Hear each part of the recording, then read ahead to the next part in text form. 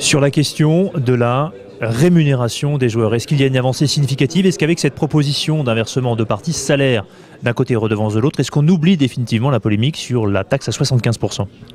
Non, mais de toute façon, la polémique, évidemment, est restée en travers de la gorge et des finances des clubs, puisqu'elle va être à acquitter. Donc on rentre dans une période d'ailleurs de négociation directement avec Bercy pour le futur. C'est vrai que l'orientation vers ce droit d'image individuel, qui se pratique d'ailleurs partout en Europe, permet d'aller vers une diminution des charges sociales et donc vers une optimisation concurrentielle des clubs français par rapport aux autres clubs étrangers. Sur cette taxe à 75%, combien ça vous coûte?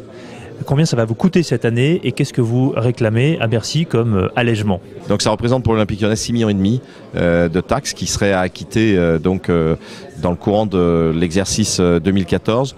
Donc nous souhaitons trouver un certain nombre de processus de règlement, d'allègement qui permettront, contre un certain nombre d'engagements qui seront pris, de pouvoir différer les règlements que nous ne pouvons pas faire dans l'état actuel des choses. D'une part parce que c'était pas prévu, et puis deuxièmement parce que la situation des clubs d'une manière générale n'est pas si bonne qu'on pourrait le croire, si on accepte bien sûr les deux clubs un peu exotiques sur le plan de leurs capitaux que sont le Paris Saint-Germain et l'AS Monaco.